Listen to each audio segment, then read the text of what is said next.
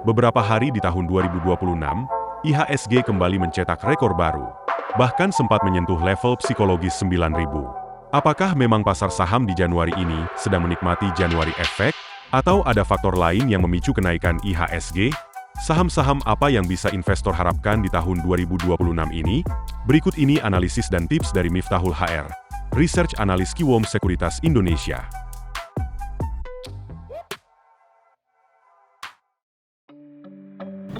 Kalau January Effect mungkin kita lebih konservatif Bu melihatnya, soalnya kan beberapa saham yang biasanya diuntungkan dengan January Effect ini kurang begitu perform di awal tahun ini, seperti ada banking itu cenderung masih sideways di awal tahun ini. Tapi kalau dibilang ini pergerakan IHSG ini didorong oleh January Effect, mungkin salah satu reasonnya iya, tapi mungkin di spesifik beberapa saham doang. Mungkin yang saham-saham yang lebih hype di awal tahun ini, terus di akhir tahun kemarin ini masih cenderung naik di awal tahun ini. Mungkin seperti saham-saham konglomerasi itu mungkin menjadi penggerak IHSG di awal tahun ini. Jadi kalau kita ngomong, apalagi kalau kenaikan IHSG ini yang didorong oleh January Effect, mungkin nggak terlalu begitu signifikan karena saham-saham major, big bank, finance masih sideways. Ya, tapi kalau kita lihat efeknya sendiri ini masih cenderung ke saham-saham konglomerasi sih di awal tahun 2026 ini.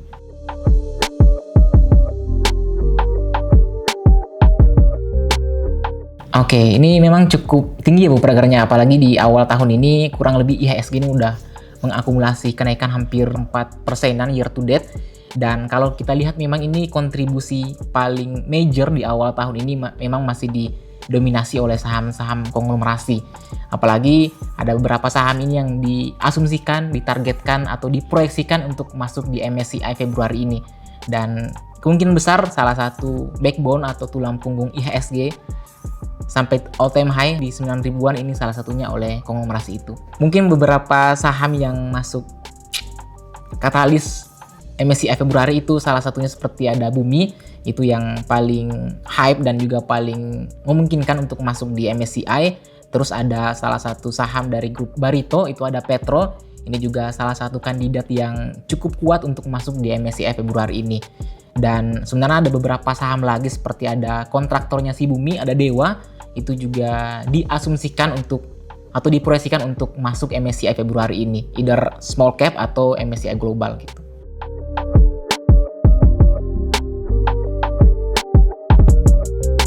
Memang kalau kita lihat return IHSG di 2025 kan itu cukup besar ya, apalagi kalau kita lihat secara seasonality itu kurang lebih naik 20%-an lebih.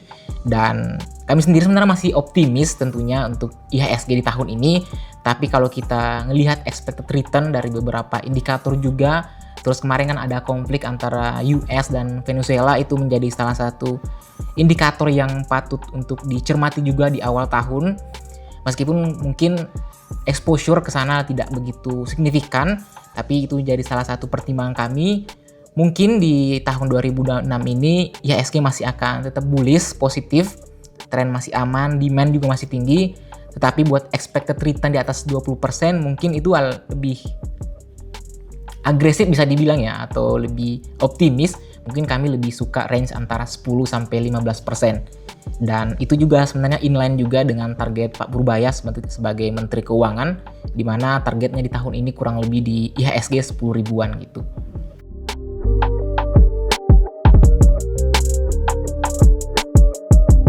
Kalau kita lihat selain Konglo, mungkin tahun ini Digital Bank itu mungkin jadi salah satu proyeksi saham kami buat tahun 2026 ini selain Konglo. Salah satu katalisnya karena OJK ini baru-baru memplanningkan untuk mereduce atau menghapus ya dalam tanda kutip itu KBMI 1. Jadi ini story-nya mirip-mirip nih dengan tahun 2020.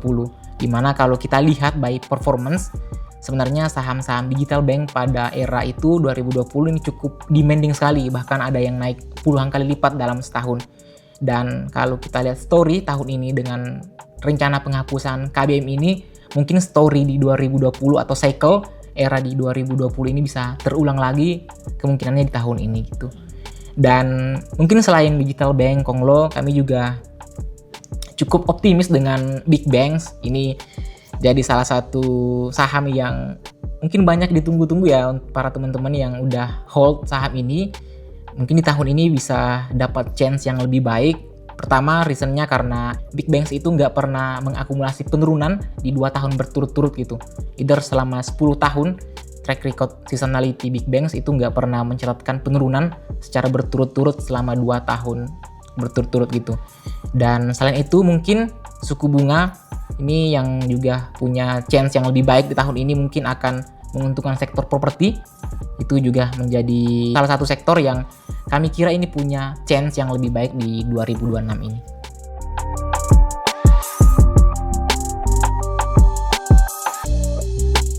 Kalau komoditi khususnya sawit sama batu bara ya Bu, kalau kita lihat sendiri dari segi exposure global, utamanya dari price coal dan juga CPO global ini yang masih cenderung sangat volatile. Batu bara masih bergerak di bawah level terendahnya dibandingkan tahun kemarin, mungkin akan sedikit lebih konservatif atau lebih ketat ya Bu di tahun 2026 ini. Begitu juga dengan sawit, kami kira di tahun ini katalisnya belum begitu banyak atau belum begitu menarik, tapi bukan berarti kalau saham-saham di dalam sektor batu bara dan CPO ini nggak bisa kemana-mana gitu. Tapi mungkin secara overall, general, sektoral, kedua sektor ini mungkin agak kurang begitu menarik atau terpapar exposure positif di tahun 2026 ini.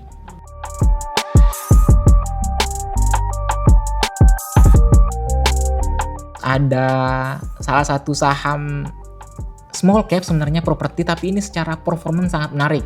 Ini kalau teman-teman tahu kode tikernya itu GPRA atau Gapura Pradana Prima, itu juga secara valuasi fundamental wise katalis itu cukup menarik kami kira di tahun ini. Terus yang lain mungkin ada banking, BMRI, terus BRI, BCA, BNI mungkin itu menarik juga di tahun ini, baik secara katalis, terus performance, dan juga kalau kita lihat yield yang ditawarkan saham-saham big caps di level harga sekarang ini sudah sangat menarik, even bahkan ada yang 2 kali lipatnya di atas obligasi gitu.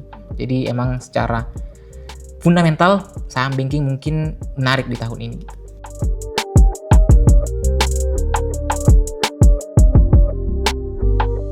Kalau kabar pasti ada ya Bu di antara sekuritas, tapi mohon maaf kami belum bisa bilang antara di saham mana.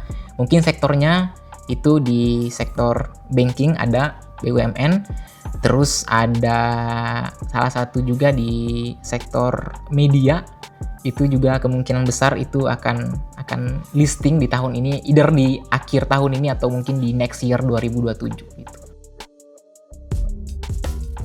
Keputusan bisnis terbaik datang dari data, bukan tebakan. Mudah berlangganan Business Insight dengan subscribe with Google.